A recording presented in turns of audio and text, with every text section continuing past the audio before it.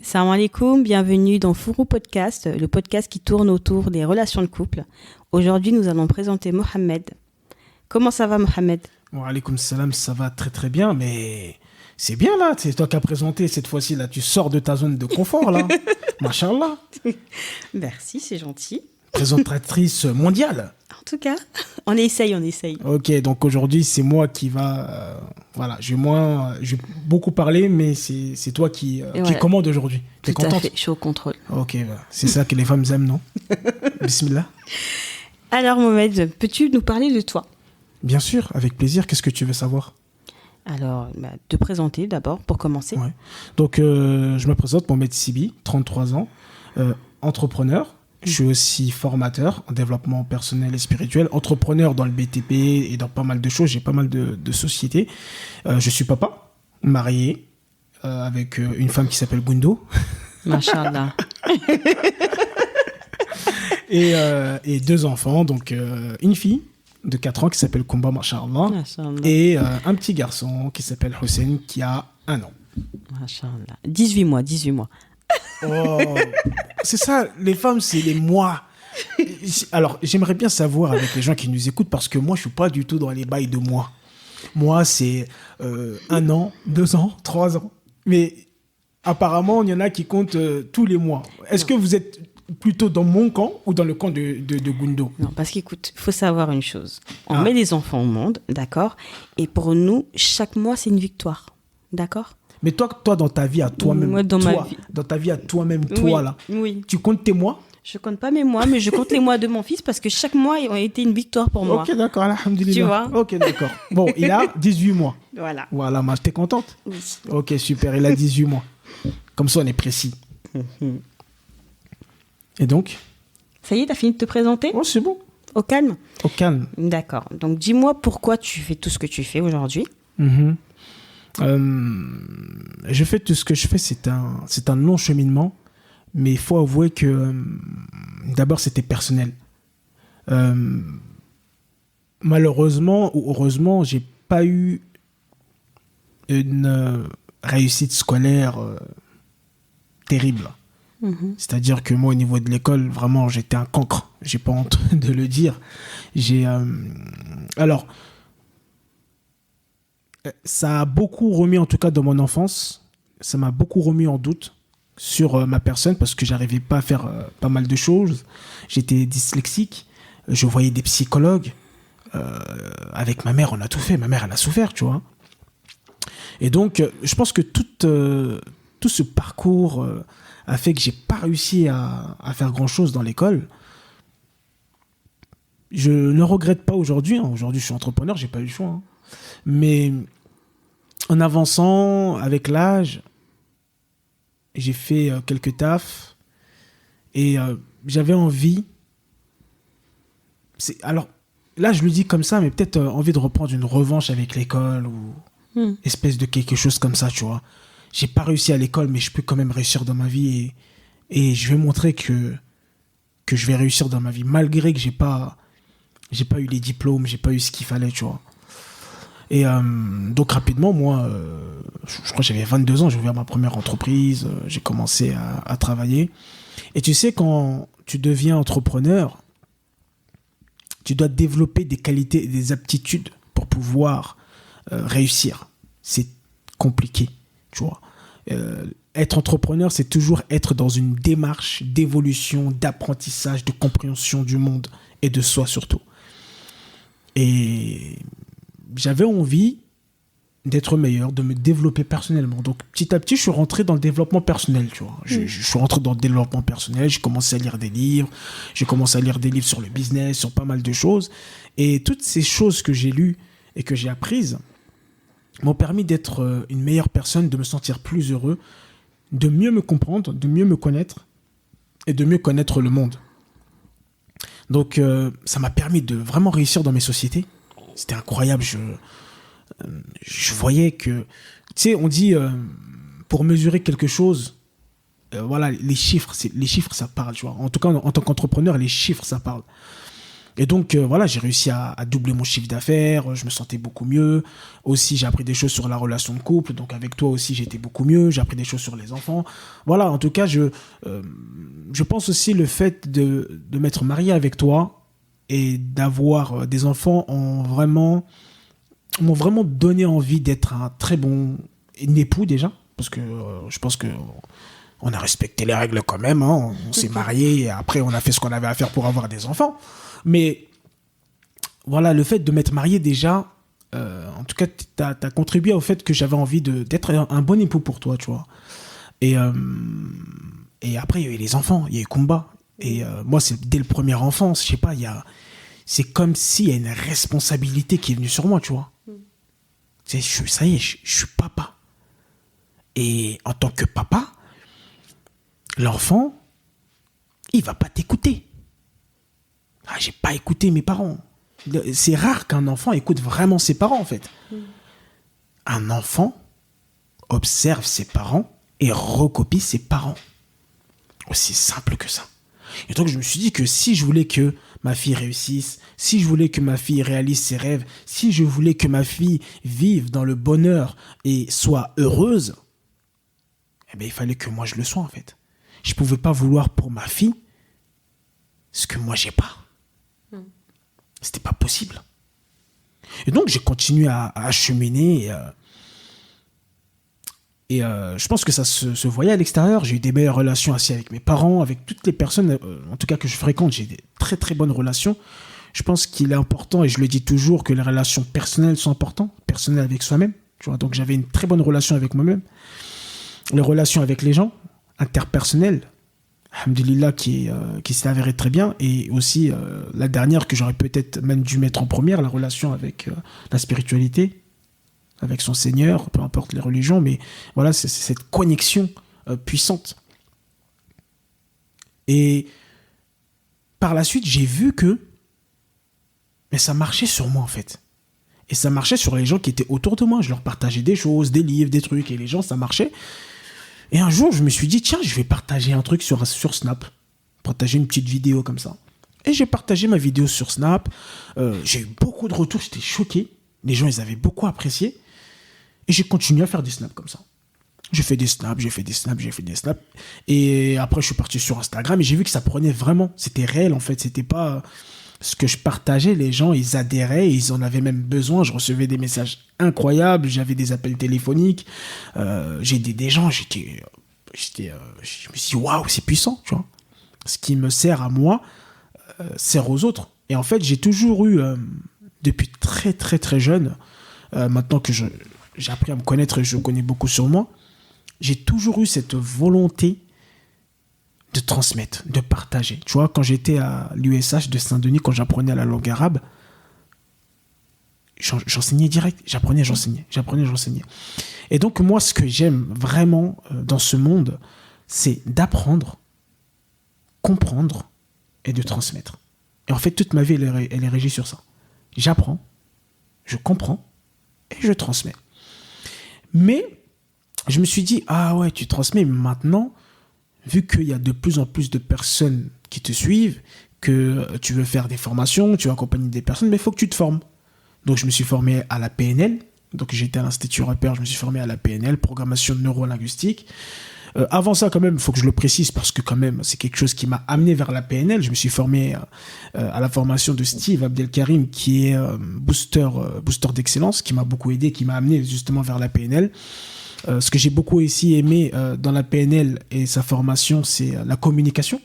Tu vois, la communication, c'est vraiment quelque chose qui me... En fait, on communique tout le temps, tu vois. Même avec toi, tu vois, là, on communique. Dans le travail, tout le temps, on communique. Même avec Allah, on communique. Genre, on communique tout le temps, tu vois.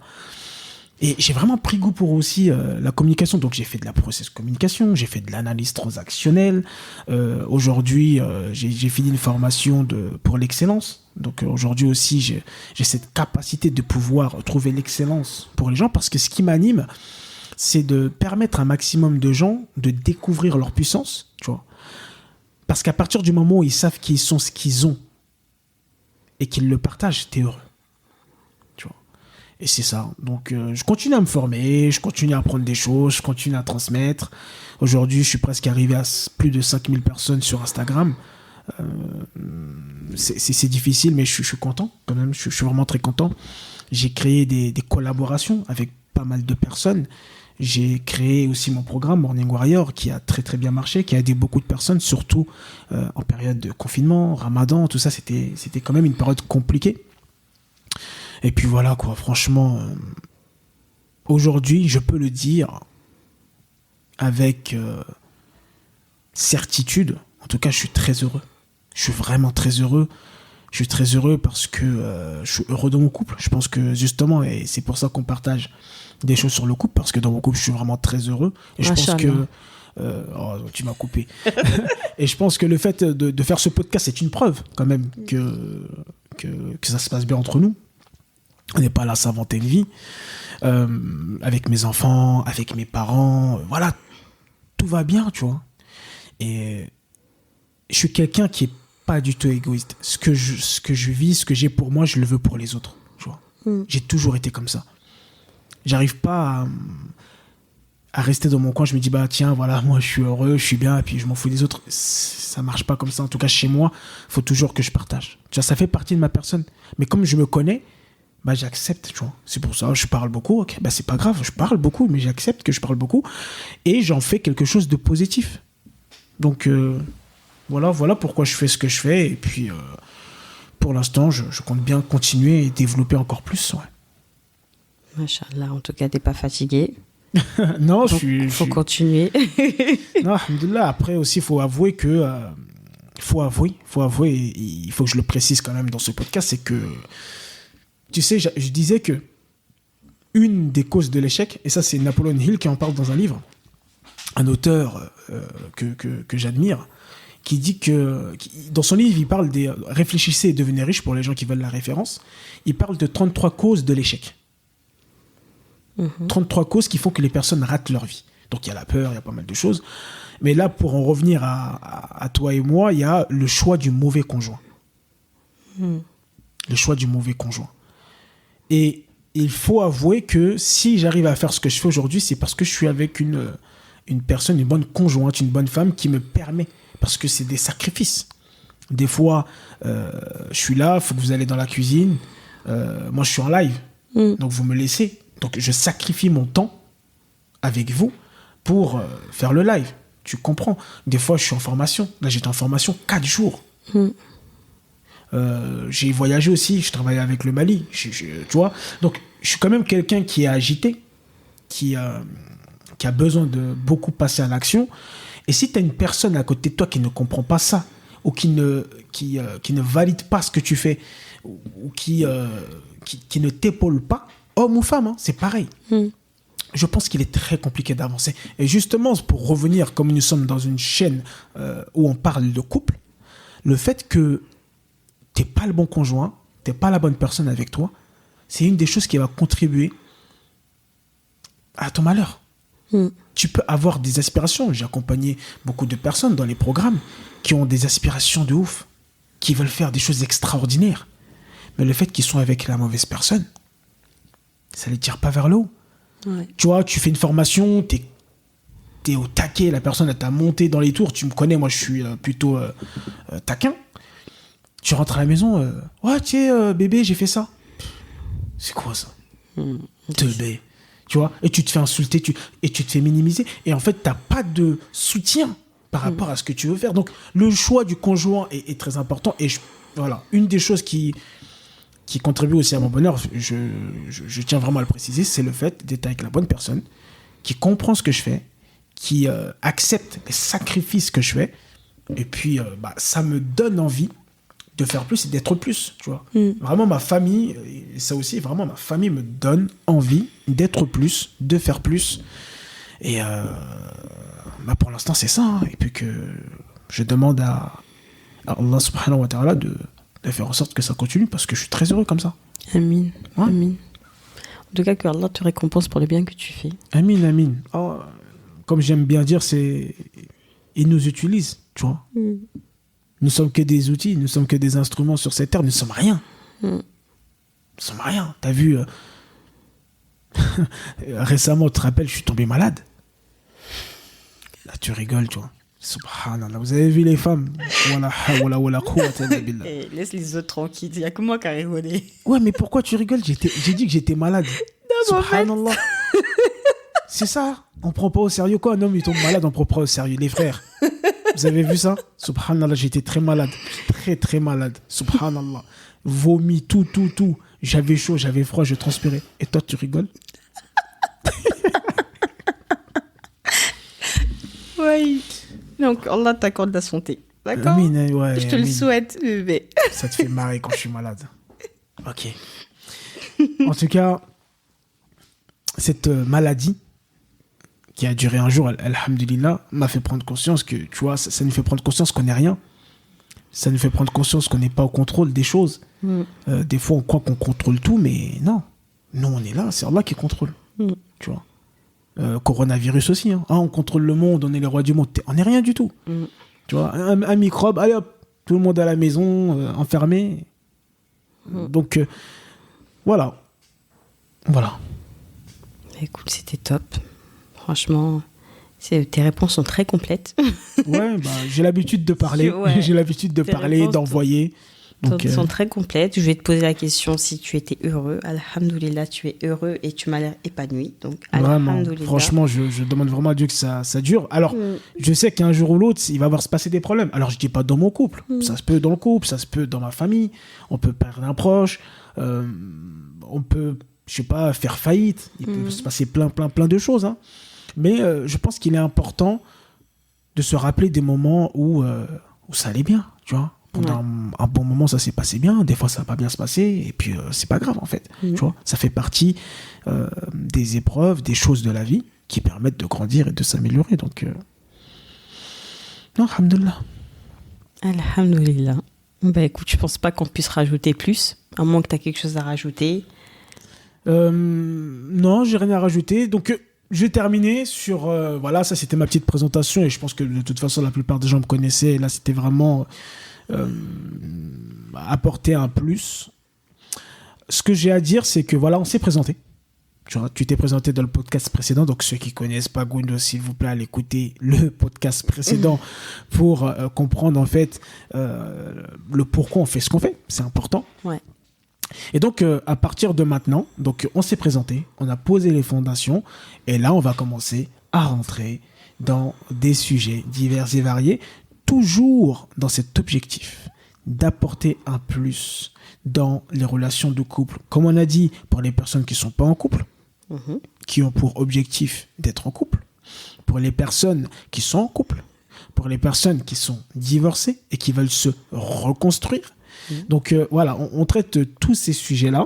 D'ailleurs, avec ma femme, Inch'Allah, donc... en tout cas, même si ça prend pas vraiment, on a quand même pour objectif, déjà on s'est déjà formé au coaching, à tous ces outils-là, mais de rajouter la thérapie de couple. Donc vraiment, on prend conscience qu'aujourd'hui dans la communauté, il y a des difficultés de couple, et vous savez,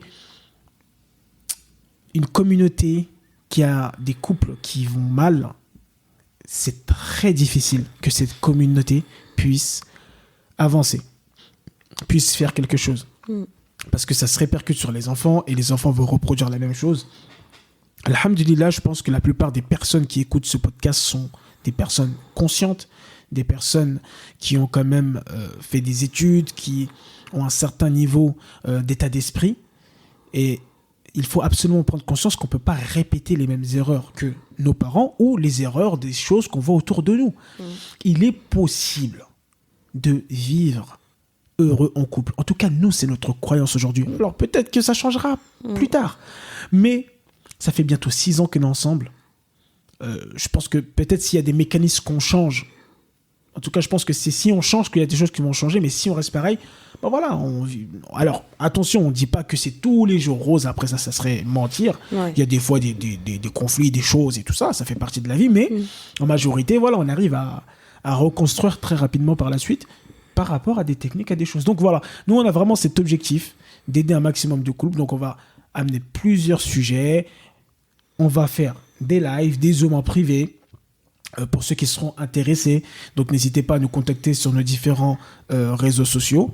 Et puis voilà quoi. Et par la suite, pourquoi faire des rencontres, des choses. En tout cas, voilà, je vais pas tout dire là maintenant, mais il y a pas mal de projets par rapport à Furu Podcast. Voilà, bah écoutez, j'espère que ça vous a plu. Moi, en tout cas, j'ai trouvé ça très intéressant, même si je connaissais déjà un peu toutes les choses, mais bon, ça fait toujours plaisir de l'entendre. Ça montre aussi ta motivation, tout ça, donc c'était cool.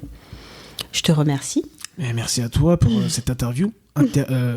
Interview mondiale, hein. Ouais, interview mondiale, vraiment. Ah, c'est intéressant. Non, mais c'est bien, on se marre bien. Je pense que c'est le plus important.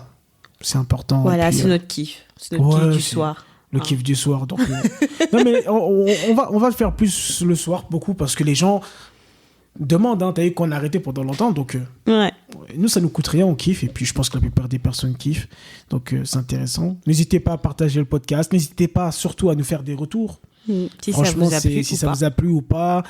Et aussi, si vous avez des sujets, des thèmes sur lesquels vous voulez qu'on parle, c'est intéressant. Donc voilà, et comme je disais, juste pour finir, que tous les podcasts qu'on fait, ça va être des podcasts, nous on va parler sur un thème, nous n'avons pas la science infuse, on va partager nos expériences et nos croyances, et l'objectif par la suite, c'est de faire chaque podcast un live qui sera dédié à un podcast. Par exemple, si on dit polygamie, ok, moi et toi on en a parlé, et voilà, on a donné notre avis là-dessus.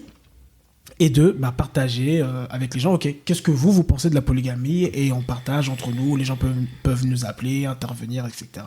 Donc vraiment créer une communauté, c'est pas juste nous on est là à partager des choses, c'est créer une communauté, une relation avec les auditeurs pour le bonheur du couple. Tout à fait. Donc quand tu dis ça, tu veux dire un live podcast, c'est ça ? Alors, on verra. Parce que tu m'as dit live, j'ai dit... Oui, non, mais bon, on verra. Ça sera... Déjà, peut-être on commencera par des lives privés, tu vois, des lives Zoom. Ouais. Donc après, voilà, ceux qui voudront voir Godo, faudra venir vous inscrire en privé et vous viendrez. Ah oui. Voilà. Et après, par la suite, on verra déjà. Mais voilà, aujourd'hui, c'est podcast tranquille. Ok, d'accord. Écoute, on est d'accord, monsieur Sibi. En tout cas, on vous remercie. Merci à tous. Et puis, au prochain podcast. Salam alaikum. Salam alaikum.